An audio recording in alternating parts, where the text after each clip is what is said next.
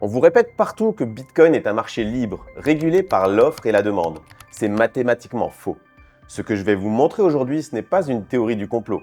C'est la trace comptable de comment les banques et les institutionnels manipulent le cours pour vous faire vendre. Et cela au pire moment possible. J'ai analysé les volumes, les dates de liquidation et les bilans publics. Et les chiffres ne mentent pas. Les dés sont pipés. Si vous investissez dans les cryptos, vous devez comprendre ce mécanisme pour arrêter d'être la liquidité des banques. Et ici, on ne spécule pas, on calcule. Regardez ce premier graphique. C'est ce qui s'est passé le 5 octobre 2025. Le Bitcoin est à son plus haut historique. Et depuis la fin novembre, grosse chute et maintenant, il oscille dans une zone entre 80 000 et 95 000 dollars. Est-ce que c'est juste le marché qui souffre? Est-ce qu'il y a un mécanisme presque mathématique qui maintient le prix sous contrôle? Aujourd'hui, je veux parler d'un mécanisme que beaucoup refusent de regarder en face. Et il s'agit de microstratégie. Moi, c'est Cédric.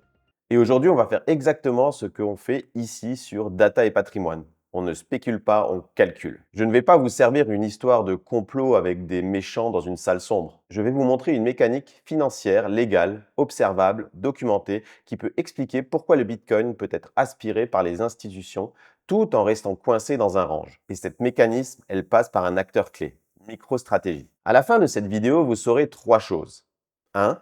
Pourquoi MicroStrategy est devenu un véhicule à Bitcoin. 2. Comment banques et fonds peuvent gagner dans plusieurs scénarios. Et 3. Quoi surveiller et quoi faire, vous, en tant qu'investisseur. Alors ça frustre, parce que sur le papier, c'est l'année de la validation. ETF, institutionnel, adoption, narratif, digital gold. Donc la question, comment un actif peut attirer autant de demandes structurelles sans faire exploser le prix? Eh bien, tout simplement parce qu'il peut y avoir en face des stratégies de couverture, d'arbitrage et de financement qui transforment la volatilité en rendement.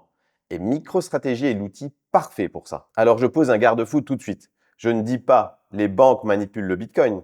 Je dis il existe des incitations économiques et des structures financières qui peuvent produire un effet de plafond temporaire. On parle de mécanique, pas d'intention. C'est important parce que sinon on tombe dans le roman. MicroStrategy, à la base, c'est une entreprise de logiciels. Mais depuis 2020, ils ont pivoté vers une stratégie radicale. Utiliser leur bilan pour acheter du Bitcoin et continuer à en acheter encore et encore. Et résultat? MicroStrategy est devenue une sorte d'ETF Bitcoin avant l'heure. Sauf que ce n'est pas un ETF. C'est une entreprise cotée avec des dettes, des actions, des obligations, des investisseurs et des contraintes. Et c'est là que ça devient intéressant. Le mécanisme de base est simple. MicroStrategy lève des fonds. Avec ces fonds, il achète du Bitcoin. Et il recommence, encore et encore. La question c'est, pourquoi les gens financent ça? Pourquoi une banque, un fonds ou un investisseur institutionnel prêterait de l'argent à une boîte pour qu'elle achète du Bitcoin? Eh bien tout simplement parce qu'ils peuvent structurer un deal où, quoi qu'il arrive, ils ont une sortie.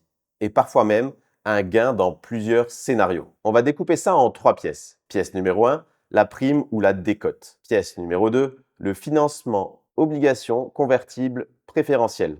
Et la pièce numéro 3, les stratégies de couverture et d'arbitrage. Et je vous promets, à la fin, ça va faire clic. Première pièce, la prime.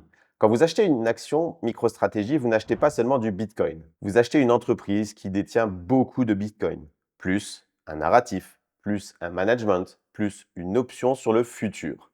Résultat, l'action peut se payer plus cher que la valeur réelle des Bitcoins détenus.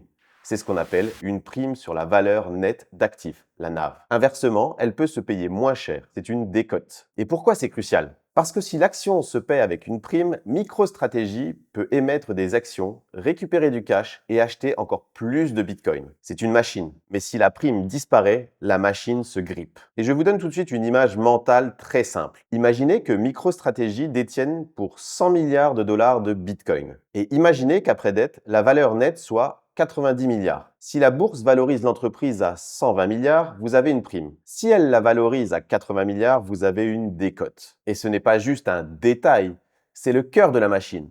Quand il y a une prime, MicroStrategy peut vendre des actions chères, lever du cash et acheter du Bitcoin. Donc, la prime nourrit la demande de Bitcoin. Mais si cette prime se réduit ou passe en décote, l'entreprise peut être obligée de choisir. Soit ralentir les achats, soit accepter des financements plus chers, soit diluer davantage, soit encore devenir dépendante du refinancement. Et là, la structure du marché devient plus importante que le narratif. Et maintenant, question simple. Si vous êtes une institution, est-ce que vous préférez acheter un ETF spot Bitcoin ou MicroStrategy? Un ETF spot, c'est propre, direct, sans dette. MicroStrategy, c'est du Bitcoin avec levier et avec une entreprise au milieu. Et ça, pour certains acteurs, c'est une opportunité. Pas parce qu'ils aiment le Bitcoin, parce qu'ils aiment les structures où ils peuvent contrôler les scénarios. La deuxième pièce, le financement. MicroStrategy ne finance pas tout en cash. Ils utilisent des instruments, obligations classiques, obligations convertibles et parfois des actions préférentielles. Le détail exact peut varier, mais la logique est stable. Une obligation, c'est une promesse. Je te rembourse plus tard avec un intérêt. Une convertible, c'est je te rembourse, mais tu peux aussi choisir de convertir en actions si ça t'arrange. Et maintenant, imaginez que vous soyez une banque ou un fonds. Vous prêtez à MicroStrategy. Pourquoi c'est intéressant? Parce que vous pouvez encaisser un rendement tout en vous couvrant. Mais surtout, dans une convertible, vous n'achetez pas juste une dette, vous achetez une dette plus une option. Et une option, ça se price, ça se hedge, ça se travaille. Les marchés adorent la volatilité, parce que la volatilité, ce n'est pas juste du stress, c'est un ingrédient. Quand vous avez un ingrédient, vous pouvez fabriquer des stratégies. Et ça nous mène à la troisième pièce, l'arbitrage. Une stratégie très connue sur les convertibles, c'est l'arbitrage convertible. En gros, vous achetez l'obligation convertible dont vous avez un coupon et un droit de conversion. Et en face, vous couvrez votre exposition en vendant à découvert l'action ou en utilisant des options. Je simplifie, mais l'idée est simple. Vous transformez la volatilité en rendement. Si l'action monte trop, votre option de conversion vous protège. Si l'action baisse, votre couverture vous protège. Et vous encaissez au passage des flux, des spreads, des primes. Et là, je veux que vous visualisiez un truc. Si des dizaines de fonds font ce genre de stratégie, ils créent mécaniquement une pression vendeuse sur l'action. Pas parce qu'ils pensent que MicroStrategy va s'écrouler, parce que c'est une jambe de leur hedge. Et quand l'action subit cette pression, la prime NAV peut se contracter. Donc la machine de levée de fonds peut ralentir. Et quand la machine ralentit, la demande marginale de Bitcoin baisse. Pas la demande totale, la demande marginale, celle qui fait casser un range. MicroStrategy devient donc un proxy Bitcoin avec du levier. Et un proxy avec levier, ça attire les arbitrageurs. Et les arbitrageurs, ils n'ont pas besoin de croire au Bitcoin. Ils ont besoin que les maths marchent. Et quand les maths marchent, ils peuvent gagner dans un marché qui monte, qui baisse ou qui stagne. Ce qui est très pratique dans une fin d'année où Bitcoin range entre 80 et 95 000 dollars. Je vous fais une analogie rapide parce qu'elle aide. Imaginez une maison qui vaut 1 million et vous avez un voisin qui vous dit « Je te propose un deal. Je te prête de l'argent, mais si le prix de la maison grimpe trop, je récupère une partie de la hausse. Et si le prix baisse, je suis protégé. » Et en réalité, il n'a pas besoin que la maison monte. Il a besoin que le deal soit bien structuré. C'est ça l'esprit de beaucoup de montages. Capturer la volatilité, pas parier sur un scénario unique. Maintenant, on va répondre à la grande question. Comment tout ça peut contribuer à tenir le Bitcoin sous un certain niveau? Je vais vous donner une explication en 3 étages. Étage numéro 1, l'absorption. MicroStrategy achète du Bitcoin. Ça crée une demande réelle. Donc, à long terme, ça peut soutenir le prix. Mais en face, les financeurs de MicroStrategy peuvent mettre en place des couvertures. Ces couvertures peuvent créer une pression sur l'action et donc réduire la prime. Et si la prime se réduit, MicroStrategy a moins de capacité à lever et acheter. Donc, la machine ralentit. Ce ralentissement peut contribuer à une phase de consolidation. Étage numéro 2, le plafond psychologique. Quand le marché voit que même avec de grosses annonces, le prix n'explose pas, ça change le comportement. Les particuliers se fatiguent, les traders se font rincer et la demande impulsive baisse. Or, qui aime les marchés où les particuliers capitulent? Les acteurs patients, ceux qui accumulent dans les ranges. Vous voyez l'ironie? Étage numéro 3, la spirale de financement. C'est le scénario à risque. Et je veux être très clair, ce n'est pas une certitude, c'est une possibilité mécanique. Si MicroStrategy a des obligations importantes à payer et que son cash diminue, la question devient comment il refinance. Si le marché accepte de financer, tout va bien. Si le marché ferme le robinet ou exige des conditions plus dures, ça peut forcer soit des émissions d'actions dilutives, soit des ventes d'actifs, soit des deals avec des clauses agressives. Et ce genre de situation sur les marchés attire exactement des banques. Pas pour tuer l'entreprise, pour structurer des deals où elles contrôlent le risque et capturent de la valeur. Vous avez peut-être déjà entendu parler de financement type PIPE. Sans rentrer dans un cours entier, c'est quand une entreprise en difficulté lève des fonds auprès d'institutionnels, souvent avec des conditions très avantageuses pour eux. Et parfois, ces conditions créent une pression structurelle sur l'action. Je ne dis pas que MicroStratégie est condamné. Je dis que ce genre d'outil existe. Et que si un jour la situation se tend, les investisseurs intelligents ne paniquent pas. Ils regardent la structure. Petite parenthèse. Parce que beaucoup me disent, oui, mais les ETF spot achètent du Bitcoin, donc ça devrait monter. Oui, mais un ETF, ça ne ressemble pas à un particulier qui clique sur acheter. Il y a des market makers, des mécanismes de création et de rachat, et surtout des couvertures. Très souvent, l'intermédiaire qui fournit la liquidité ne veut pas porter le risque directionnel en permanence. Il va donc acheter du Bitcoin pour livrer l'ETF, puis se couvrir via futur ou ajuster son risque avec des options. Au final, ça peut créer une demande réelle, mais aussi une demande neutre qui n'explose pas forcément le prix. Et surtout, dans une zone comme 80 à 95 000 $, le marché peut devenir un champ de bataille entre des acheteurs long terme qui accumulent et des stratégies short terme qui vendent la volatilité et défendent les niveaux. C'est pour ça qu'un range n'est pas forcément un signe de faiblesse. C'est souvent une phase de digestion avant la prochaine impulsion. Et je veux insister sur un point, parce que c'est là que beaucoup se trompent. Le prix d'un actif, ce n'est pas la moyenne de toutes les convictions. C'est l'équilibre instantané entre l'acheteur marginal et le vendeur marginal. Autrement dit, vous pouvez avoir une tendance de fond très haussière avec l'adoption des ETF, des entreprises qui accumulent, et quand même passer des semaines ou des mois à tourner en rond. Pourquoi?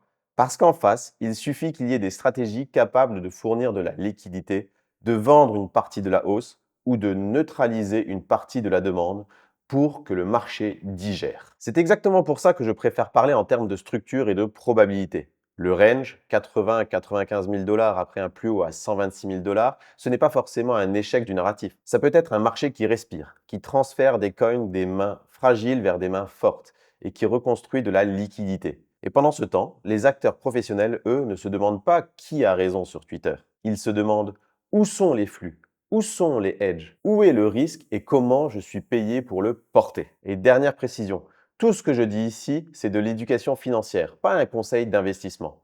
Votre situation, votre horizon, votre gestion du risque, ça reste votre responsabilité. Ok, c'est bien gentil tout ça, mais je fais quoi avec cette information? Et c'est une très bonne question. Avant de passer à la pratique, si vous appréciez cette approche où l'on analyse les bilans plutôt que de suivre les rumeurs, pensez à vous abonner à la chaîne.